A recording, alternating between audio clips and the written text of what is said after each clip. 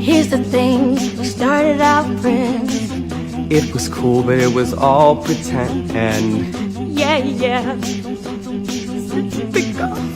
Well, we need to remember, first of all, that sound waves are compressional waves or longitudinal waves. These are waves that get squished together. So we've got areas where they squish, and these are called compressions. And then we have areas where they spread out. These are called rarefactions. All right, so we've got our compressions and we've got our rarefactions. We've got the areas where the waves are squished together and the areas where the waves are not squished together.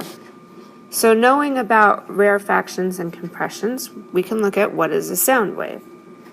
A sound wave is when pressure creates vibrations and they're transmitted through matter.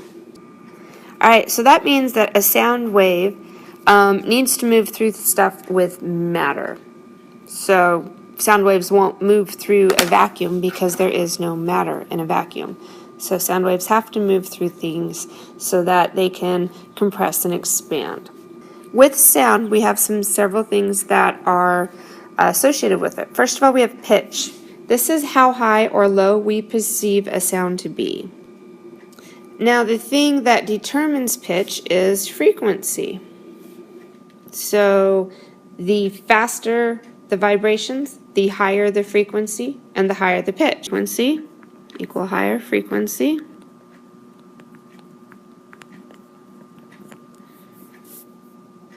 Which equals a higher pitch. The other thing that we have is loudness. So loudness is how we actually perceive the sound. Now, as all of you know, that it's different for every person. Sometimes we think we have our music on just fine, but other people get mad at us because they think we have it too loud. So what determines loudness then is the amplitude of the pressure wave. So if we are looking right here at this scale, this part right here is going to be louder. This part right down here is going to be quieter.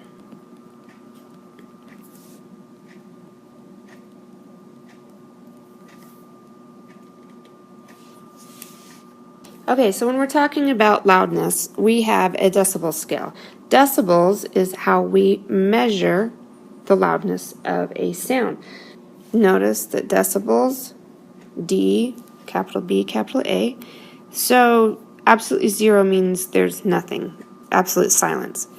As you start going up, normal conversation right here is right around 60 decibels. Go up a little bit more. Go to a rock band concert, you're right around 110 decibels. Once you get up around 130 decibels, that can actually start causing pain. Now, the other thing that we need to look at is the speed of sound. So sound actually has a speed through which it travels. The speed of sound depends on the medium that it's going through. But your fastest is going to be a solids.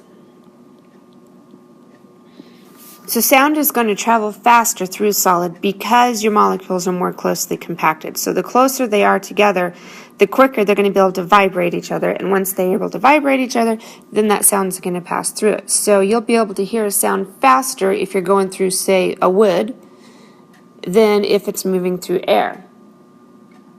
Which, of course, then makes gases being the slowest.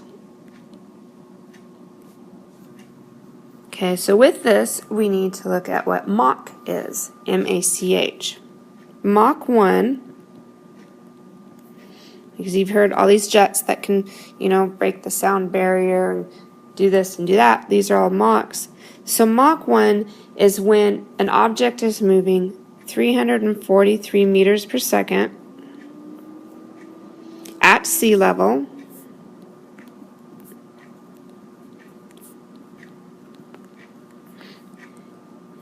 while the temperature is 20 degrees Celsius. So that's Mach 1. And then, of course, you've heard, going Mach 2, Mach 3, Mach 4. And the faster you go, that means that's how much faster you're going than the actual speed of sound.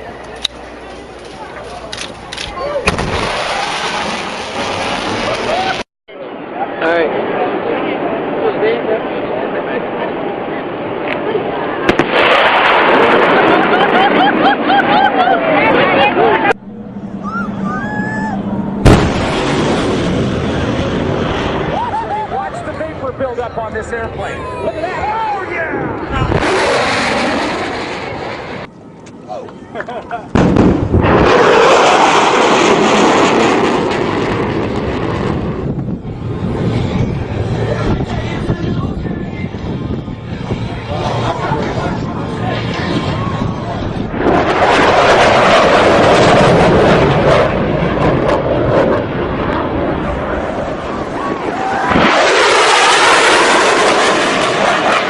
The other thing we said is that it changes with mediums. So here's a chart that shows how sound changes with different mediums.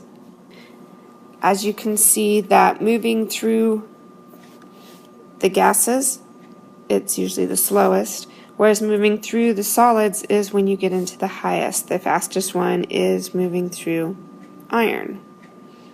So sound is going to move faster through iron than anything else, whereas it is going to move the slowest through oxygen than anything else. And all the liquids are just kind of stuck right there in the middle. At this point, I'd like for you to turn to somebody at your table and explain to them why sound moves faster through solids than it does through liquids and gases. If you have any questions, please make sure to ask your teacher at this time. Have a great day.